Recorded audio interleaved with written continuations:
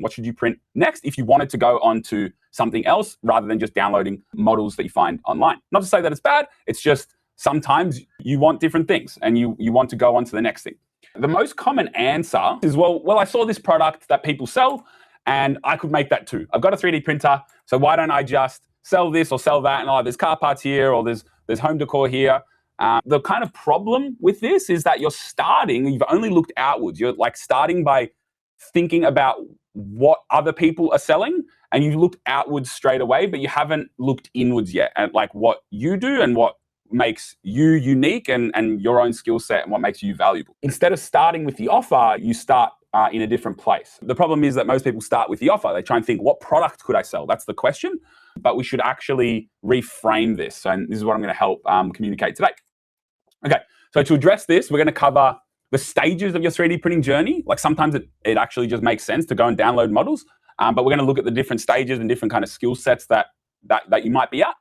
We're going to look at looking inwards versus looking outwards. So I'll explain what that means and exactly like what you actually need to answer. Like if you're going to develop a business or if you're just like wanting to create something like of high value to like certain people, maybe in your hobby or interest, then we can use this framework. It's a really good framework that I'll show you. And then we'll kind of put it all together. I'll give you like basically a 5-step system of how to answer this question. What do I print next? Okay, so the first thing, stages of the 3D printing journey. So I've got this picture here of a frog, or kind of a transformation of a frog. And one thing that I want to make clear, like just right off the bat, is that it's not necessarily good or bad, like where you're at here. Like it's just, you just got to understand where you are at. If you're starting up your journey, then it makes sense to grow your legs. And this is where you would have to go, okay, I'm going to learn how to print. I'm going to learn how to download models, filament settings, like all the basic stuff. Like you might have issues that you need to solve. Like I've just heard a printer of mine, like back here, like it's got like a filament jam, right? Like it's like, okay, well, I've got to go and fix that. There's certain things that you just need to learn. And it doesn't make sense to start a business and to learn those things at the same time. So if you're thinking of starting a business and you don't know these things yet, then you're basically taking on 2 massive tasks. You're trying to learn how to start a business and you're also trying to learn how to manufacture with 3D printing. So like, you know, there's like a few people come to mind just even recently that have joined the community that I message. I do a lot of TMs and they're saying, hey, I've got this cool idea. I'm starting this business. I've got a client and I'm learning how to 3D print. I've never 3D printed before. Can you teach me? All right. They're usually the best ones to sell courses to because they need to learn something very quickly. But I would not recommend trying to do those things at the same time. So you always want to pick one task. So basically, it's fine if you do. Like, you know, sometimes you just bite off more you can chew and you can figure it out. But ideally, if you have the time, yeah, you want to be learning the 3D printing, learn the ropes, and then maybe later on applying this to a business. So the kind of second stage of this is that we're going to learn to walk. And this is, we're going to develop more and more skills because we want to go and maybe design our own thing, or we want to set up a website and understand like, hey, like this is what I need to do to say, to create a funnel. Does anyone know what a funnel is? Like in terms of business, like if we're going to make sales, like there's so many ways that you can, yeah, got a few thumbs up. So there's so many ways that you can create funnels to basically find new customers and then, you know, lead them towards sales. And this would be like, say, when you're growing or learning to walk, is you might just have like some customer conversations. You might not even build a website yet, right? You might be thinking about it, right? So you would need to learn like what customers want, what the price points are. Like in terms of like technical skills, you might be getting asked, hey, can you build this and can you build that? Like Liz just shared just before we hit record on this call that she's got some follow-up orders from like a market stall. And maybe they're going to ask for certain customizations. Hey, can you do this instead of that? There's other design skills that come in there. So you, again, in this stage, the focus should be on learning and developing, but not like pumping out like heaps of orders. Because as soon as you start doing that, then you're going to be kind of stopping like a lot of your like learning and just trying to like keep up with like, you know, the business. So I would always encourage to build up more skills before you kind of jump in and do it, right? A lot of people that are starting businesses and they've just learned to 3D print. They'll go and go, okay, how do I sell stuff? I'm going to build a website. So they're learning to build a website, they're learning to 3D print, and they're learning how to do business, they're learning how to calculate profits, they're learning blah, blah, blah, blah, like everything, right? All at one time, right? what's the best way to like avoid having to build a website? And it's way easier to sell this way. We covered it last week, is you sell to people in person. When you sell to people in person, especially people that are local, if you go to a school fete, then those people, you already have their trust.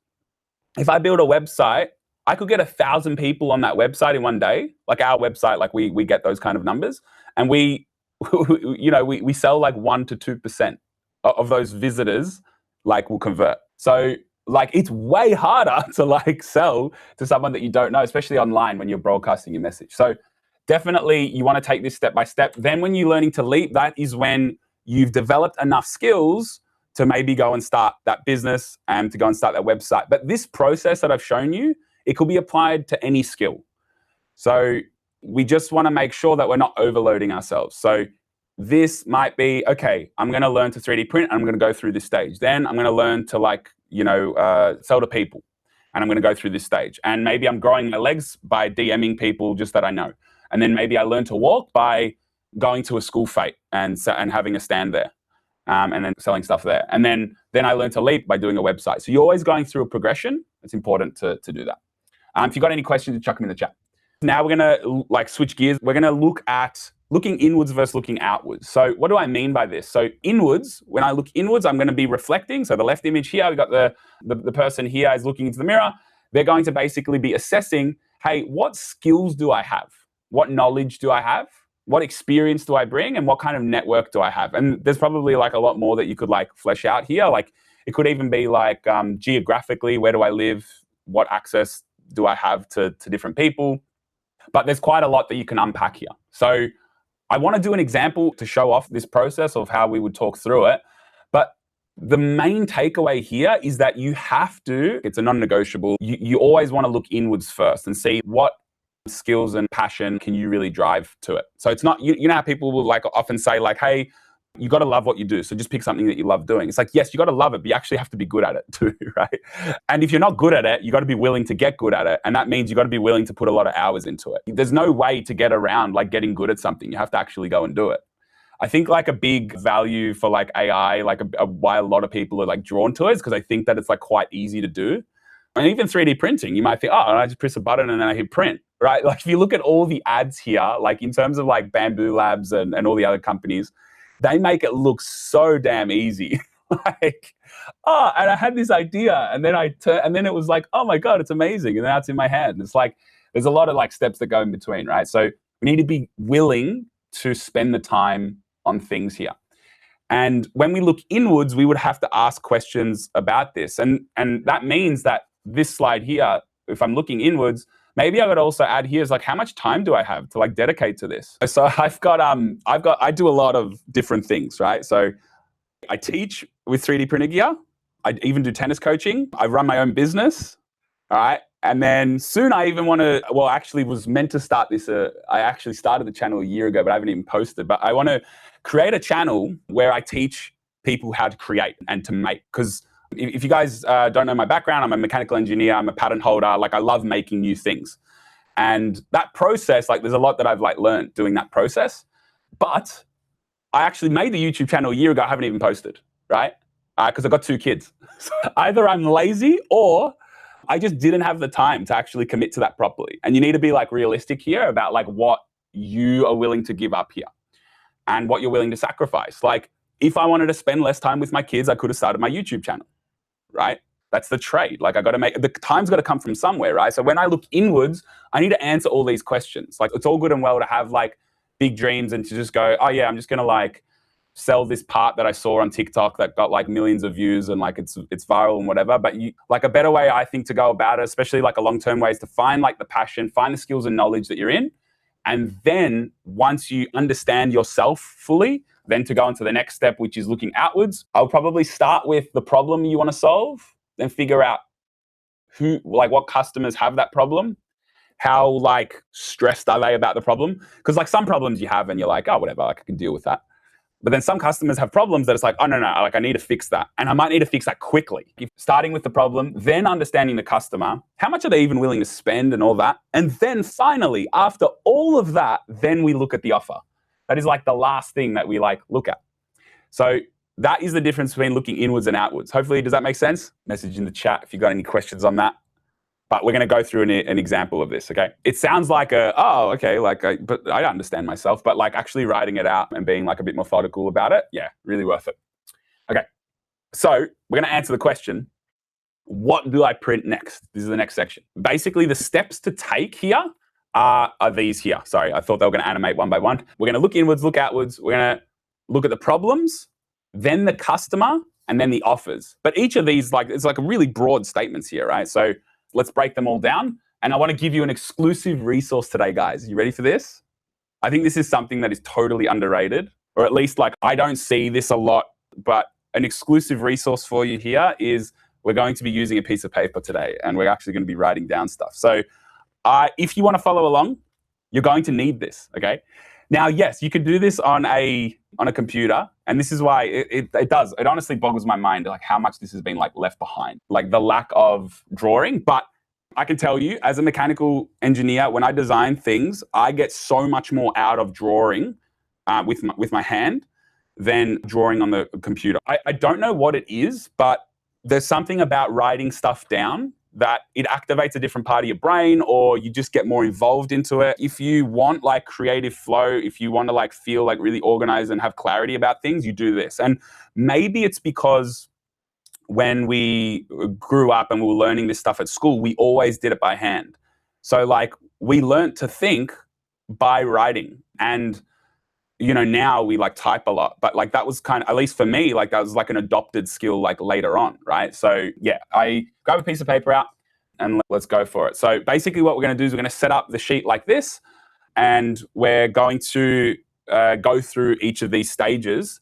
And look, I haven't done something like this before, so I'm keen to try it out and see. Oh, hang on. I'm keen to try it out, but I actually want a live example here. So does anyone want to, you'll have to unmic for it, but does anyone want to go through this with me? I won't ask too personal questions, but there is a little bit of personal stuff in here because you have to look inwards and look outwards. But yeah, we can go through this together. Is anyone brave enough to put their hand up here? I'll give you a bit of time to muster up the courage. If you want, I can help if you want. Tyson, beautiful. Thank you. All right, awesome.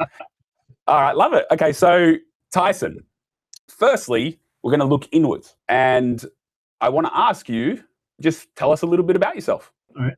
I started 3D printing in high school in year 8. I haven't started 3D printing really. I just started modeling in 3D CAD on Fidgets 360. How many years ago was that? That was 4 years ago, I think. Yeah, 4 years ago?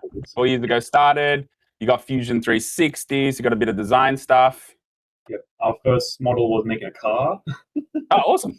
Yeah, car models. Why was it cars? Was it is that a passion of yours, automotive stuff?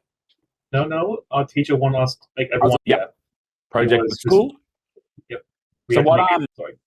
No. Sorry. I was just going to say, what are your? Oh, what's going on here? Another reason to write this by hand. Oh, what is going on? Sorry. Yeah. Well, I was going to say, what are your passions then? So that was a project at school, but what are we passionate about? Passion.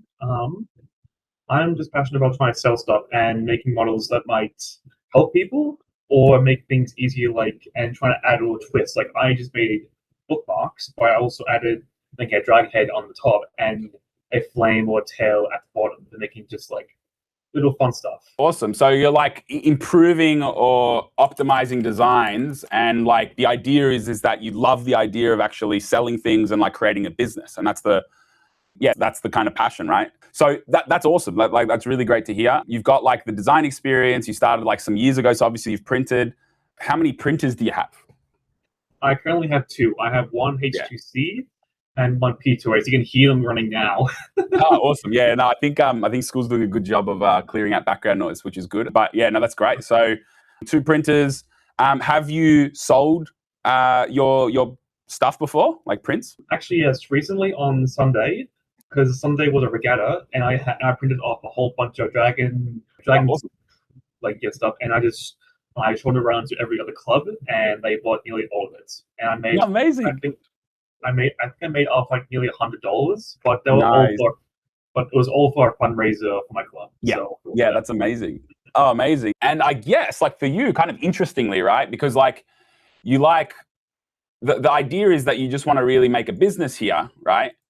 And you've got some design skills, which means that your ability to optimize and improve designs is actually there. Like you actually have design skills to do that. So you can see here how like I've just jumped around like these little dot points and I'm kind of connecting things, right? Yeah, so and you've got 2 printers. The bit for me is that you'd want to get even more experience in selling at these kind of like fairs or fundraisers or whatever. I think you're in a really good spot, like to actually like grow those. Learn to walk with the business side of things. I think your tech skills are ready to leap. Like you're ready to go with like your tech skills, like in terms of like design. And don't get me wrong, there's always stuff that you can like learn there. But yeah, we definitely could do more of that kind of business work, in my opinion, just by getting to know you. And obviously we've met before as well.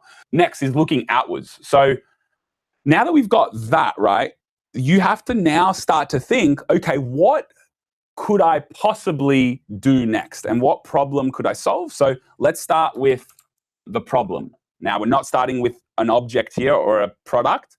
What problem do we want to solve for people? This is a hard one. Is this for like not business-wise or just for like printing-wise?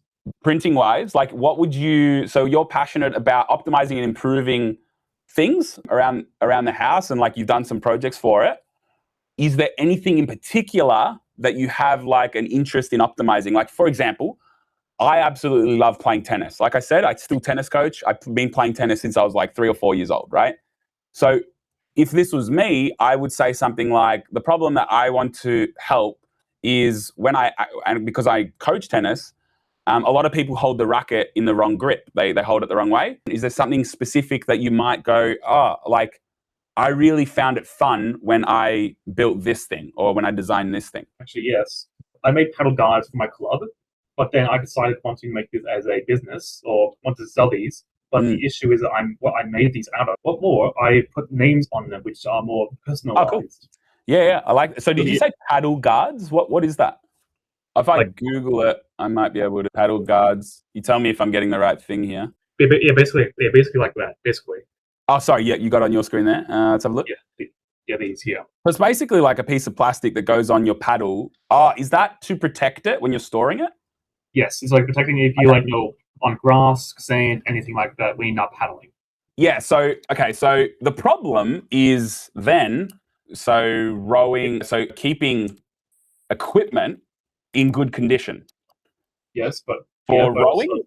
Oh yeah, I was just trying to, so basically, because we're trying to, here, the point is to try to avoid talking about like an actual product. We're talking about the problem. So the problem here, it might be, we're going to be keeping equipment in good condition for rowing, right? Now, okay, take that and we've got a customer, right? And that is, we could have actually a lot of different customers here, and we also could have more problems. So I'll get to that in a sec. But your customer could be a rowing club.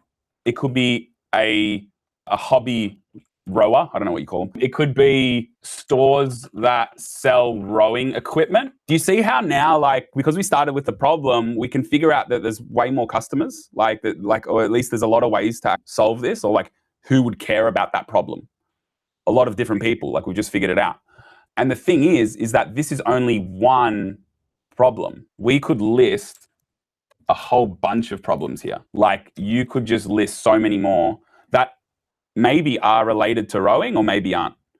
Was there any other kind of problem that you solved and you thought, oh, maybe I could make a business out of that? Or is it just this rowing one? This is like rowing one or paddle guard for now. I want to try to like look further what else I can do. Someone asked me to make them they have a sensor they have. They want to add that onto their paddle to see the motions they make while paddling. So I could try to make a protector for that to attach that onto the paddle. Which I can, like a sensor. Oh, right. So I guess that is like the problem is getting analytics from rowing. Have I got that right? Analytics? Sort of. Yeah, like so data. Like they're trying to understand more about their rowing. Yeah. That's super interesting because like then all of a sudden like I'm already thinking like, okay, like high performance rowers or rowing clubs or, because this is like a sport, it's in the Olympics and whatever, like people put a lot of time and money and effort. This is not an Olympics. This should have been an Olympics 2 years ago. But really? I thought it was. Anyway, yeah. But it's high performing, right? Like, and there'll be a lot of people that care about this. Then our customer base expands. And you can see that it's this iterative process. Like, what problems do I really care about that I actually have knowledge in. Like for me, it was tennis, that example. For you, like you've got this like rowing example. And this only becomes, better and better. Like if you just spend the time to really like flesh out all these problems and really understand yourself. Like if you told me, like, do you row at all? Oh, I do. I do. I do paddling for the Yeah. past 4 years or 6. Rower for to 6 years. Okay, that's amazing. You know the equipment, you know the lingo and the terminology. You've even got, and this is the other thing when we look inwards, you've got like connections in that area. Like at least you could get people to test stuff, right? Because you know other rowers. Like so that just adds like an amazing like layer to like what you're saying. And this is why it's really important to really understand yourself and what you're good at, and then list as many problems as possible, and then we can list as many customers as possible. And then once we do that, then we create our offer. This is like literally the last step. And this is the bit that honestly I'll spend the least time on, because you guys are probably already really good at, like most people are, at coming up with solutions to a problem. The hard bit is that when you're trying to come up with like a product, which is a solution, but you don't define the problem. So you literally need to define the problem first, then like figure out who the customer is, because maybe no one will spend the money on, if you don't understand the customer, then what are you actually making the offer for? So now it's like, okay, then we can talk about 3D printed guards, right? Then we might say, okay, we've got TPU. One option, or you can use, or another option is to buy or research what is already out there. They can already Exactly. buy. Yeah. Perfect. Yeah. So you have to research what is out there. Why do you do this? Because customers do the same thing. They've got a problem. They figure out what the solutions are by searching. And then they might see 3D printed TPU guards or whatever.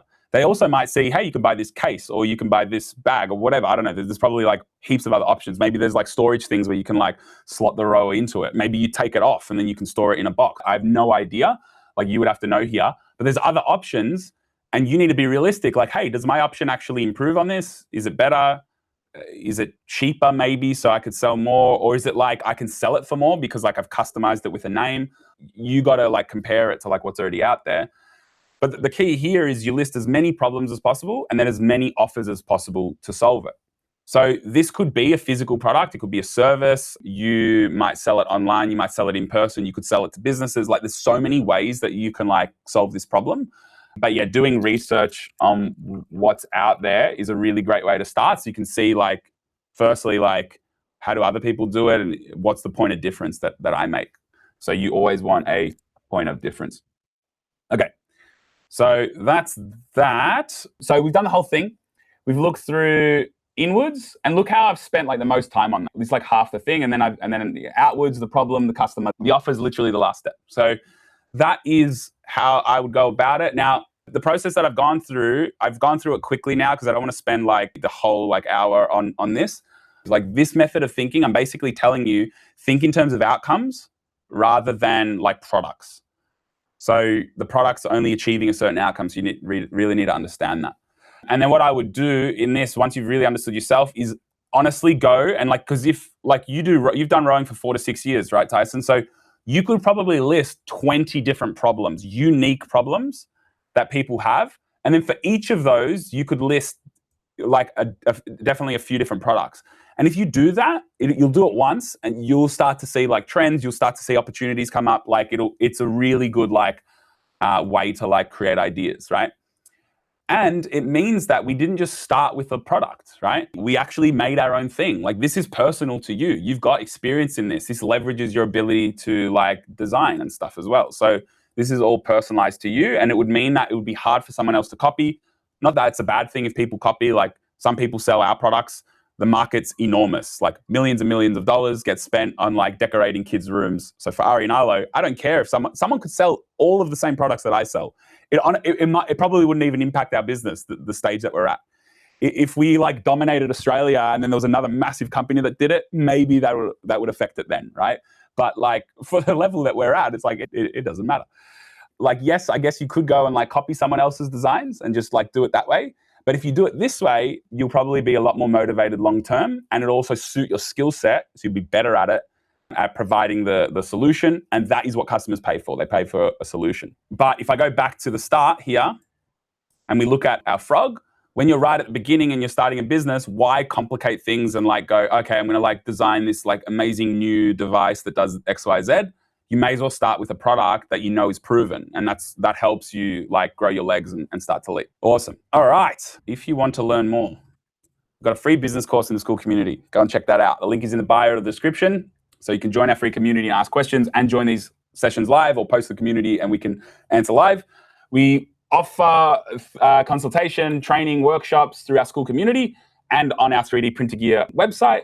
Here is the school community. If you're watching this on YouTube, here's the community section. We've even got a calendar section, so you can learn a lot more about 3D printing and where to take it to the next level. Even if you're just a hobbyist, we help heaps of hobbyists as well. It's not just business, but we like to obviously throw in business there because we get a lot of people asking these sorts of questions. All right, I love that we got to hang out today. Really appreciate you guys. Go and print the future. And if you have any questions, now is the time to ask them. Go for it. Finished a bit earlier, which is nice. I can monologue for longer, but I'd rather talk to you guys. Joe, how's it going? Alessandro, how you doing? Oh, my video working? Not your video, but I can hear you. Something's happened. Yeah, not too bad. Oh, there we go. Awesome. Not too bad. Plodding along. More cookie cutters, more cake toppers. Yep. Awesome. So yeah, Joe prints a lot of these like high volume products that people already want, and yeah, you get a lot of repeat customers. That's I think that's what you were saying the other week. Is that right? Yeah, mostly. My biggest problem is still that typically most of my designs are bespoke and one-off, so they're sort of time. Yeah, that's the issue. Although it's getting to a point where, you know, some of the more common ones, like I've got, they're packed up now. We're not, yeah, you are recording this anyway. I've got a cookie cutter that I do that may be not branded, but it's something that people want. But it's popular. Lots of people do it, and I did them last year, and all of a sudden got about 10 new orders in the last 2 weeks because I posted a new post on Facebook. You know, one of those sort of things. So it's the repeat orders are getting bad. Not the repeat orders. The reusing old designs is starting to happen more. Yeah, and it's just a bigger catalog. Yeah. But yeah, there's still the you know, where I've got a repeat customer, they go, oh, can you do this? And it's something custom. If I look at my time that I take to design a specific thing, I end up getting paid like, you know, $5 an hour to do it. Yeah. But I'm hoping that I can take that and reuse it in future. Yeah, and that's just the cost. I look at the cost of doing what I'm doing. Yeah, totally. I know that, you know, if I were doing this as a full-time job, I'd have to approach it very differently and go, you know, the reality is I need to be making $80 an hour for my design time or whatever it is to make it, to cover overheads and make it worthwhile. Yeah. But because I'm still looking at it as a way to pay for my habit. Yeah, exactly. And that's where you just got to understand yourself. And it's like, if you're happy to just keep doing that, but if you get the desire and you go, you know what, like, let's do this, then that's a different mentality. And then you know, you'd look at pricing, you would look at maybe custom design workflows. But maybe look at it differently and go, well, if you want a standard design, it's this price. If you need a custom design, it's this, yeah. But like I said, I'm just doing it purely as a hobby and more to fuel your habit. Yeah. And also you're probably, with all those custom designs, you're probably learning a ton of like skills, right? Because everyone throws something different at you. Yeah, I do have to say there's a couple that I've done that I probably should have said no to, but then I've looked at it and gone, how can I find a way to fix this? And I've learned new ways of doing Fusion. I actually do need to look at something like learning or spending a bit of time learning other tools like Blender or something else. I had to do an organic shape. Well, not even organic. I had to do a bow. I had to draw a bow the other day. And Fusion is great when you're doing parametric stuff, but try and draw something that's a little more organic shape, and it's terrible. But again, it's one of those things I need to almost go back to scratch and start and go, all right, how do I do some beginner courses in Blender? And I have repeatedly tried using some of the AI tools to do certain things, and man, they come up with some hilarious results. So let's do a live example. I'm going to share my entire screen. What type of bow was it? It was like just a bow you'd find on a present, or a hair, like a hair bow. Hang on, let me see if I can find the picture, and I'll give you an example. This is what I get, and it's like, okay, can you make something similar to this? And it's like, well, yeah. Hang on. You I think it might be hard to share the screen. That's all right. I will. Where are we? No, not that one. So something like this. Let's see. Is it going to let me paste an image into the chat? No. Oh, okay. No, it doesn't. Do you want to flick it over to me on school? Yeah. That's yeah. Oh, that's right. Oh no, I can't share a screen. Yeah, no, because I am. How can I get you this? Chuck it on a message to school. So Where are we? School. I just sent you a message, so hopefully Back there. So guys, what we're going to do now is basically I'm going to show Joe and you guys how easy it is to make stuff with AI. But the prompting is really important. Also, I pay for ChatGPT. I also pay for Claude, and I absolutely love like a few different things that each of them do. Oh, okay. So it's that's funny. So this is the problem, right? I get pictures. Like, can you make me this? I love this. Yeah. So guys, this is what it is. A customer, and we get this all the time as well. We're trying to funnel people into the website because like doing stuff like this is expensive because of the time. So they've basically circled something that they want. Here's the bow kind of style that they want. Yeah. And what our goal now is to do is like, do you want this to be kind of 3D, Joe, or is it kind of be like a flat image? No, well, that was the thing. Like, if it was just flat, and that would be okay. They wanted it to kind of be 3D. But because they want the curves in the bow and make it rounded, it's The design is also, hang on. So I'm going to say in my prompt, I said a few things here. So create an image of a bow, right? It's going to be a white background. The style of the classic bow you find in a wrap present. The type of design is attached and circled. Please refer to the image for the bow's general shape and style. And then so that is the style of the bow. And then we're going to go the style of the image. You want mainly solid colors. And in this photo that we can see, we've got white and then a cream and then a dark brown. I guess it'll pick up the dark brown. So we might have to tell it like use 3 colors, use 3 main colors, which are white, cream, and dark brown, or a light brown, really. So in this case here, I wasn't actually printing the bow. I was printing a mold so that they can make the bow out of. Oh, okay. Well, we'll make the bow because then you can make the mold by going in reverse. But I'll just sort of see. It'll be easy. Yeah, it'll be way easier for us to make the bow, and then we'll subtract that from an object to make the mold. So and this is the important bit here. If you're making a 3D object, you use flat colors, then when you put it into an AI program, and wow, this is hilarious. I actually showed this off yesterday, the actual difference here. If you use flat colors and no shading, it doesn't understand depth, the AI program. If you use shading, then you will get a way better result. So let me duplicate that. I'm going to go into this one and then this one. So you can see here I've got an image of a skeleton. This one's shaded. This one isn't, right? Exactly the same design, but one is just shaded, one is not, right? They look very, very similar. Can you see that? And then the non-shaded one, see how flat it goes here? It's like, it doesn't look like good at all.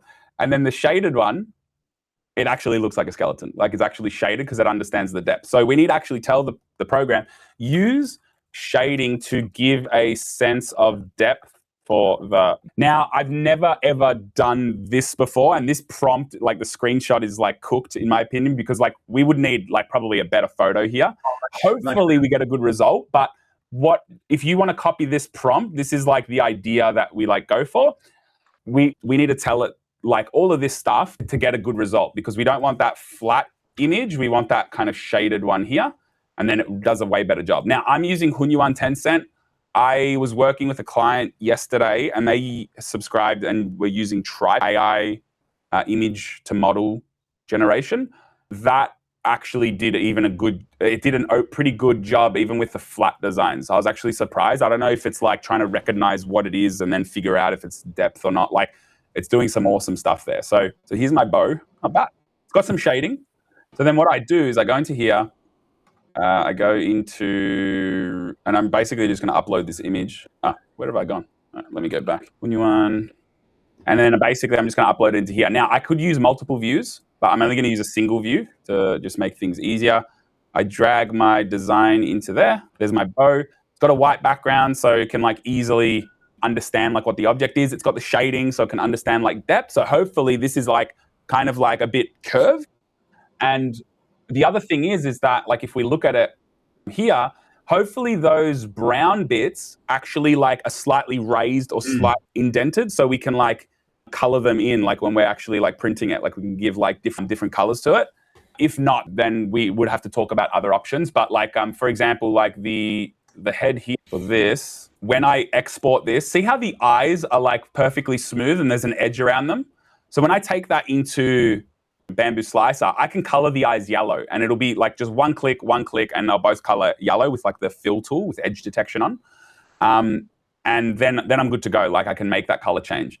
If it's completely smooth, then it's going to be harder to do that. And that's why maybe you would go back into your prompt and you would say, I'd say like something like, oh, great, now make this image the same, but raise the light brown sections slightly. Use shading to convey this. And then we'll see what it comes up with. In the meantime, we can go back and have a look at this. It's still loading. But this is the kind of iterative process that you can do. And you can really quickly get results off this. Because, Joe, like, how much time do you want to spend on Blender to actually go and model this? Like, do you want to spend, like, the next, like, 2 years, like, every week? The problem, right? Hours? Yeah. If you are, then great. That's fine. If there's, like, other time constraints, then you might want to go, hey, maybe, like, some of these prompts that Tony's showing me could just get me there. While you're waiting for that, I actually 100 times less time. Yeah. While you're waiting for that, I actually sent you another message with what I ended up drawing in Fusion, which she seemed to be happy with. Yeah, great. But, you know, I'm probably not the best. You know, this is obvious. Hopefully this will do it better and I can learn how to do it. Yeah. It's a video. Yeah. Yeah. Opening that. You it guys was just that? like a screen capture of me. Yeah. Oh, cool. Oh, yeah, because you're making the mold. Yeah. So you can kind of see I drew it and then I filleted the corners and I forgot to turn off the audio. No, that's all right. I just heard myself and I was like, maybe I'll mute myself. No, that looks great. Great job. Yeah. So guys, different workflows, right? This is like parametric design. So Fusion 360, we teach Onshape, basically the same thing, like except Onshape is cloud-based and like all your files are there. I find Onshape more intuitive, but I've been using it for years, so I'm biased. So here's what we got from that design change. So you can see that. See how here it's a bit more flat? And here, there's just a little bit more sense of depth in these layers. So that would hopefully come up with more depth when we throw it into here. And you can see that I think I'm right in the sense that that is flat on that edge. So we're not going to have a lot of the color. But actually, because you're making a mold, do you even need color? No, don't need color, but it would need to be slightly more where those lines were. We'll see what it does. We're going to be able to rotate it in a minute. And then, once we do that, we could even take it into Bamboo. And sort of appreciate how this can make it quicker. But as I was saying, that's my challenge, right? Because I get these weird pictures and say, can you make I get it. Yeah, no, I get it. Trust me. We've done like a lot of weird things. Like we even made this penguin cake topper once that was like, the person sent like literally 10 reference images. So then what I was like, hang on, how do I do this? And I'm like, well, I just actually went on to, so I had Midjourney at the time, and I put them all into there and made a style. So it could basically analyze all the images and make a style. Oh, there we go. It's got some depth. It's got a bit of curve. There you go. So there's our bow. Basically, I just go download and hit that. But basically, I made a style using the images, and then I said, hey, make X, Y, Z. And I basically copied the prompt that I showed you into that and, a bit more description about what the customer wanted. And then,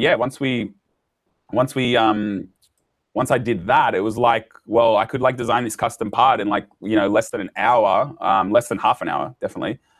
And, it's actually viable to do it that way. You just need to know the right tools, right? Like everything's going to take a long time when you're starting off and when you're learning. But like, if you do this enough, you'll just find the right tools for it. And things will just be a lot easier. Like with the image generation that I just showed you, you can even use softwares like Recraft AI, like I've shown it before, to actually go through that process for you. You can create like workflows.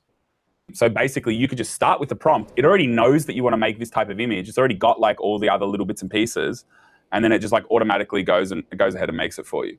And then Supercraft AI is another one where it can actually go and generate your model for you from the prompt. Like you can create the entire workflow, and make it automated. And what would that cost you? A program like that might be like $10, $20, $30 a month max. And it would save, like you set up that workflow, and that would take you a few hours to get it right because you need to test it. And then once you've got it, you just like, you've got this just machine that is like ready to do your work. You've already done the process a few times. You're not automating from scratch. You know what you want to do. You just need to do it over and over again. And then you just go from there. All right, so let's have a look at our bow. Yeah, hopefully that makes sense. I'm big on automation now, and I'm using the AI stuff a lot. It's not to like replace what I'm doing, but yeah, it's to give a lot of leverage to what I'm doing, if that makes sense. So I can do the same thing, just way quicker. So then that's done an amazing job of building a bow, and then I'd have to try and figure out how to turn that into a mold, which I'm sure, there's, more AI tools that you can use to do it. Yeah. I mean, like a really simple way is to go add primitive. And then subtract one from the other. Yeah, exactly. Just go bang. Then I go to my objects. Both of those I'm going to merge, but the bow, I'm going to change the type to a negative volume. And then I'm going to lift the bow up so we can all see it. I would need to get the angle right. Yeah. Just hypothetically, like, because we're basically out of time, I would hit slice, and then I could do something like this. It's got floating regions because I think the bow bit, I didn't like seep it down enough. But you can see, like, I've already started to make some of this mold. It's an open face mold, so it doesn't need to be in 2 parts or anything, I don't think. Yeah. So, yeah. And then maybe I go, okay, well, this part of the bow is like too thin, so maybe I need to like, make it like way thicker in this dimension. Like you just have to play with it. You play with the shape. But you're basically, instead of going, I need to do Blender, and that's going to take me hours and honestly like 3 or 4 years to like get really good at it, you're basically 95% of the way there already. Yeah. Yeah, and crafting the prompts, you could have made it a bit flatter instead of. Probably should have. Yeah, made it a bit flatter in the end. I didn't realize it was an open face mold. I thought we were going to print it like that. So that's all right. Yeah, that's why, I guess experience and playing with it and spending a bit of time doing it. Again, for a single item, definitely going to spend more time than it's worth. But then when you do the 2nd, 3rd, 4th, 5th one, then you're all right. To a process where you can get it designed in 5 minutes. Yeah, 100%. All right. Any other questions before we wrap up? All right. Thank you for hanging out with me today, guys. We'll catch you in the next one. If you've got any questions over the week, just feel free to shoot me a DM, message in the community. We actually, I don't know if you guys have seen some of the community posts, but what I end up doing now, more often than not, because I've gotten really quick at making like tutorials now. So let me show you, for example. So you can see here, someone wanted a 3D models recommendation, and they were like, I don't know how to do this. And look, I just made them a video. All right, I made this 2-minute video. I think I actually used designs that I already had open on Bamboo Studio, and they asked it. And then I basically just go through the process. I'm like, all right, here I am in Onshape, and I design the connector. Then I go and add it to the part. One's a negative volume, so I do that. And like in 2 minutes, basically showed them how to do what they were doing, right? Like what they were asking for. So what I'm doing now, what I'm actually doing is in this community is I'm using this to actually make content. This is what people care about when they ask a question, they have a problem. So I'm just like, seriously, if you go and ask me a question, I don't know how to do this, I'm actually stuck, I need to sell this or whatever it is, like just ask me anything you need help with. More often than not, or I'm going to usually try to make a video about it, all right? If it's really easy to answer, like with just words, I might do that. But a lot of the time I want to make content on it. That's the idea. And you know how we're talking about like your background, like you look inwards and stuff? You might have a really specialized skill in like a certain area. Like for me, it's like, I don't know, glass and 3D printing or AI. Like you might have like a few like different skills, or maybe you've been working in the industry for like a really long time. And there could be a really high value like solution or a really big problem that like people have that you could like solve with these like technologies. So that's kind of what we did with the glass, right? And like, we had, some of the biggest clients, like really big companies that were like clients to have like tiny little startup. But yeah, thanks for hanging out with me again. I got to rush off to my next design call, but I'll catch you guys in the next one. See ya. See you guys. Have a good day. Bye-bye.